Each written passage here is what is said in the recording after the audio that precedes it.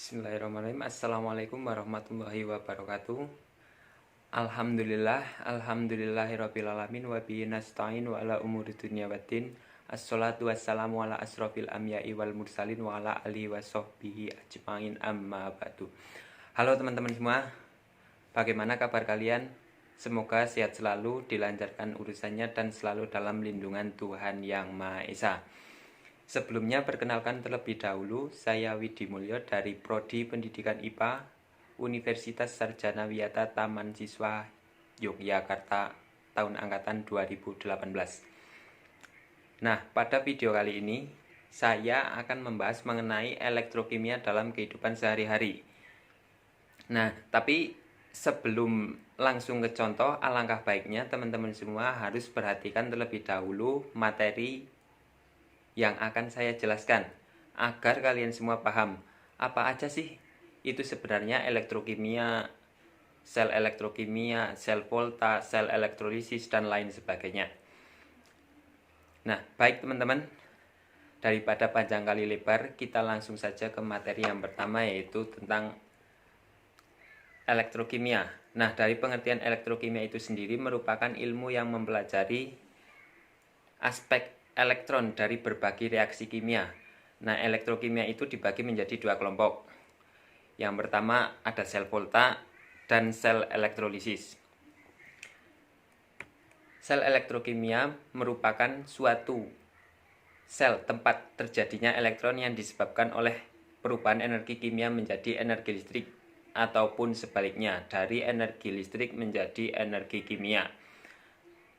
Sementara sel volta merupakan sel elektrokimia yang dapat menyebabkan terjadinya energi listrik dari suatu reaksi redoks yang spontan.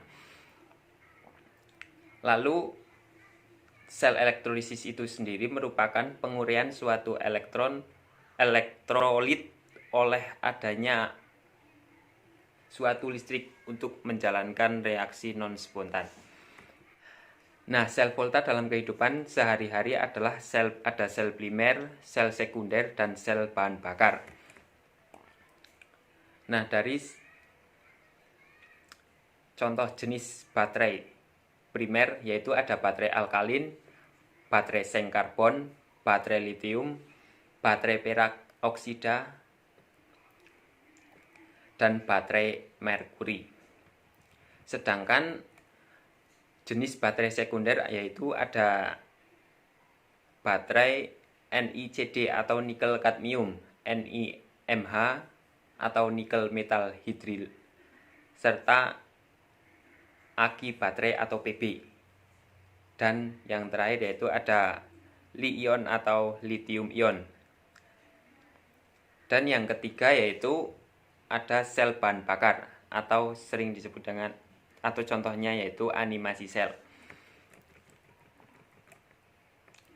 Nah, dari penjelasan tadi sekarang kita dapat langsung menuju pada contohnya. Nah, yang pertama yaitu adalah ada sel kering atau sering disebut dengan baterai. Baterai ini tentunya sangat banyak digunakan dan sering kita jumpai dalam kehidupan sehari-hari. Dan tentunya bagi kalian semua teman-teman sudah tidak asing lagi dengan baterai ini. Contohnya baterainya seperti ini. Nah, seperti ini ya.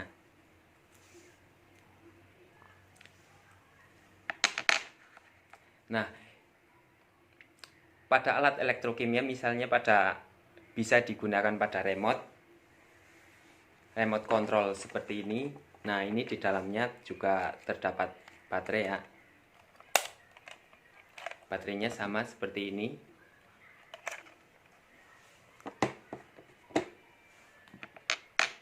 Terus dilanjut yaitu ukuran contohnya, untuk contoh bentuknya seperti ini ya teman-teman. Ukurannya itu dapat dikatakan berbeda-beda, ada yang kecil dan ada pula yang besar segini, dan ada yang lebih besar lagi. Tapi saya tidak hanya mempunyai yang dua ini. Nah, baterai tersebut ketika kita gunakan pada remote atau jam dinding, maka baterai tersebut akan meneruskan sensor sehingga ia bisa digunakan. Nah, contohnya itu sensornya seperti ini. Ini udah dipasang baterai dan ini sensornya akan menyala seperti ini. Nah,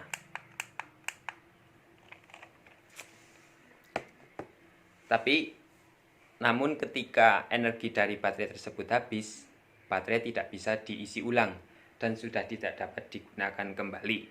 Sehingga baterai tersebut termasuk sel volta primer. Bisa kalian ingat pada alasan tadi ya, yaitu baterai tidak dapat diisi ulang jika energi dalam baterai tersebut habis. Nah, kita masuk contoh yang kedua, yaitu ada baterai perak oksida. Baterai ini dikatakan berukuran kecil jika dibandingkan dengan ukuran baterai pada umumnya. Nah, bisa kita lihat, itu terdapat ada jam tangan seperti ini. Nah, ini dibuka nanti ada baterainya. Terus pada kalkulator seperti ini bisa kita buka terlebih dahulu untuk melihat baterainya ya.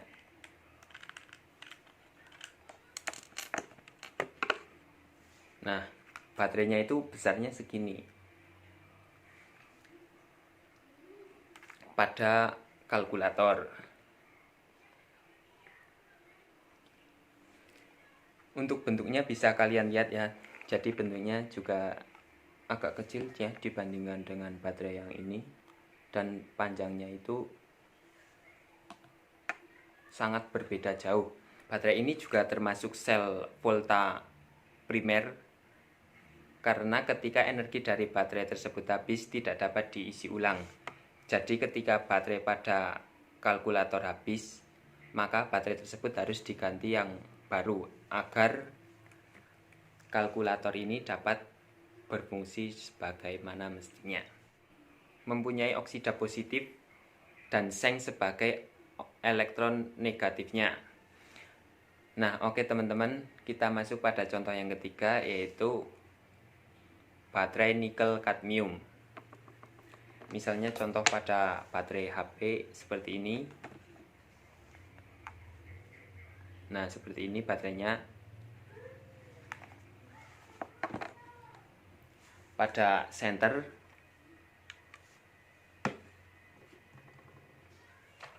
pada mainan anak-anak, yaitu ini juga bisa dibuka. Itu terdapat baterai yang bisa diisi ulang.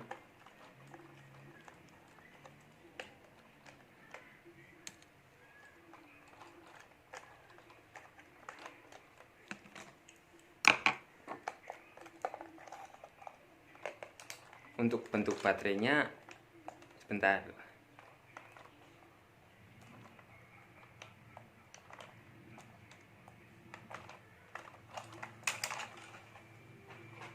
Nah, untuk batu baterainya seperti ini ya. Baterai nikel kadmium. Nah, teman-teman, baterai nikel kadmium itu merupakan baterai sekunder.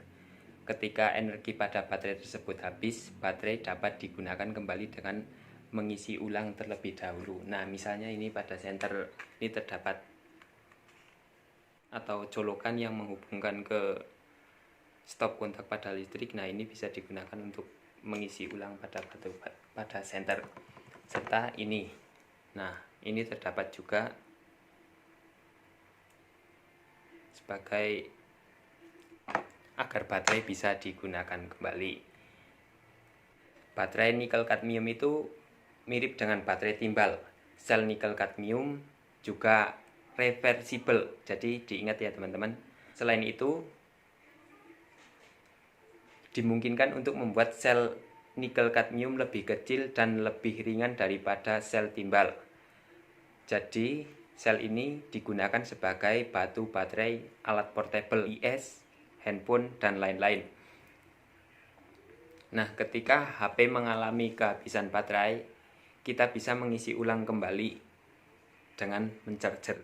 Nah, terus kita bicara masalah kelebihan pada baterai sel nikel kadmium, yaitu lebih murah. Yang pertama lebih murah, yang kedua mudah dibawa atau disimpan, yang ketiga mudah diperoleh atau biayanya. Terus dilanjut pada kekurangannya, yaitu pada pengeluaran. Arus yang tinggi mengeluarkan air, membebaskan gas amoniak relatif pendek karena anoda seng Zn bereaksi dengan ion NH4+ yang bersifat asam dan tidak dapat dimuat atau diisi kembali. Nah, baterai nikel kadmium ini menggunakan nikel oksida sebagai elektron positifnya dan senyawa kadmium sebagai elektron negatifnya, serta menggunakan larutan KOH sebagai larutan elektrolitnya, sehingga memungkinkan baterai awet untuk digunakan.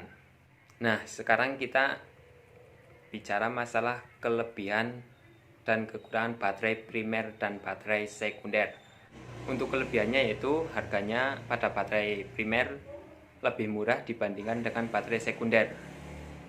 Terus kekurangannya hanya sekali pakai saja karena tidak bisa digunakan kembali. Yang kedua yaitu kelebihan pada baterai primer, tahan terhadap beban berat seperti overdischarger dan tahan lama. Sementara kekurangan pada baterai primer yaitu baterai dan mencemari lingkungan apabila dibuang sembarangan. Nah, isi dari baterai itu mengandung zat kimia berbahaya, diantaranya merkuri dan kadmium. Nah, terus kekurangan baterai primer yang ketiga itu sangat baik dioperasikan pada temperatur rendah. Nah, mungkin itu saja pembahasan kali ini. Semoga bermanfaat bagi kalian semua. Mohon maaf apabila ada kekurangan dan kelebihannya. Wassalamualaikum warahmatullahi wabarakatuh.